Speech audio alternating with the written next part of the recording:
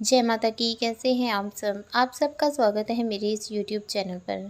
क्या आप जानते हैं सिद्धि प्राप्त करने से भी नुकसान होते हैं? क्या है सिद्धि प्राप्त करने का सबसे बड़ा नुकसान? तो जुड़े रहिए आपके अपने इस चैनल के साथ। चैनल को जल्दी से सब्सक्राइब कीजिए, बेल आइकन दबाइए ताकि मेरे द्वारा अपलोड की गई हर वीडियो की नोटिफिकेशन आपको मिल सके।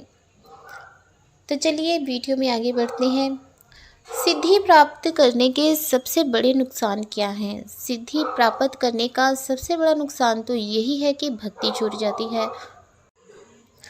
जब कोई भक्त सिद्धि प्राप्त करता है तब वो सबसे पहले तो ये सोचता है कि वो ज़्यादा से ज़्यादा जन कल्याण करे। तो जन कल्याण करने के लिए वो बहुत से शिष्य बना लेता है, बहुत से लोगों को अपने पास बुलाना शुरू कर देता है, चौकी दरबार सजाता है, जिसकी वजह से उसे पूरा टाइम नहीं मिल पाता है अपनी भक्ति को आगे बढ़ाने का। जब एक बार चौकी दरबार सज जाता है तो संगत आनी शुरू हो जाती है। तो भक्त अपनी सिद्धियों के द्वारा उस पीड़ित व्यक्ति की समस्या का समाधान करता है। जब वो पीड़ित व्यक्ति अपनी समस्या के छुटकारा पा लेता है, अपनी समस्या से छुटकारा पा लेता है, तो वो जाकर अन्य कई लोगों को कहता है।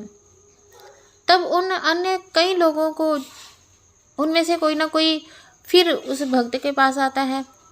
ऐसे वो भक्त का प्रचार चारों तरफ फैलने लगता है। बहुत सी संगत आनी शुरू हो जाती है, बहुत संगत जुड़ जाती है भक्त के साथ। तो भक्त जहाँ एक दिन के लिए चौकी लगाता है, फिर उसे रोज़ चौकी लगानी पड़ जाती है, जिसकी वजह से वो अपनी भक्ति के लिए टाइम नहीं निकाल पाता। तो ये जो संगत की भीड़ इकट्ठी हो जाती है, उसकी वजह से जो भक्त होता है अपनी भक्ति से दूर होता जाता है, वो सिद्धियों के माया जाल में फंस जाता है, जिस वजह से जो उसकी सिद्धियां होती हैं वो भी धीरे धीरे कम होने लगती हैं। जब सिद्धियां धीरे धीरे कम होने लगती हैं तो भक्त की पूछा भी गलत होने लगती है, उसके उपाय काम नहीं करते हैं, बहुत सी ऐसी अड़चनें उस भक्त को आने लगती है। दूसरों का झाड़ा करता है या किसी का उतारा उतारता है, तब उस भक्त के शरीर पर भी भार पड़ना शुरू हो जाता है, जिसकी वजह से उसकी भी तबीयत खराब होने लगती है।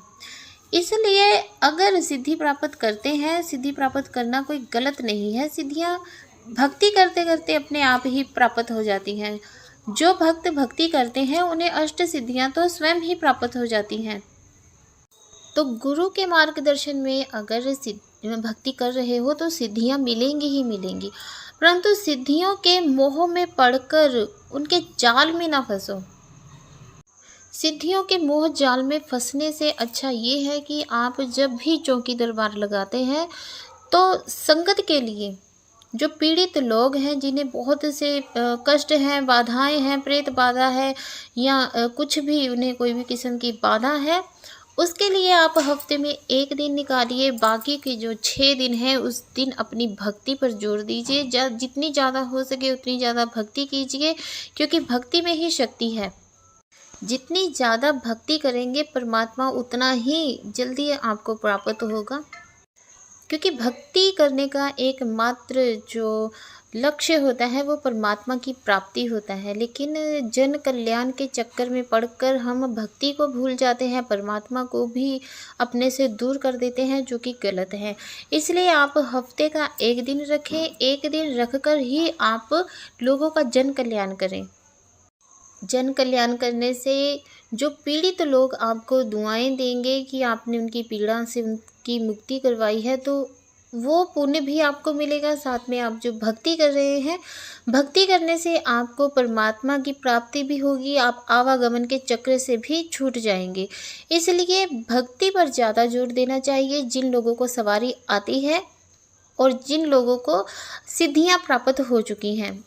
तो ये थी थोड़ी सी जानकारी कि सिद्धियों के नुकसान क्या है, और साथ में आपको उसका समाधान भी बताया। अगर आपको ये वीडियो पसंद आई है तो जल्दी से मेरे वीडियो को लाइक कीजिए, कमेंट कीजिए और शेयर कीजिए। अगर आप मेरे चैनल पर नए हैं तो मेरे चैनल को सब्सक्राइब कीजिए, बेल आइकन दबाइए ताकि मेरे द्वारा अपलोड की गई हर वीडियो की नोटिफिकेशन आपको मिल सके।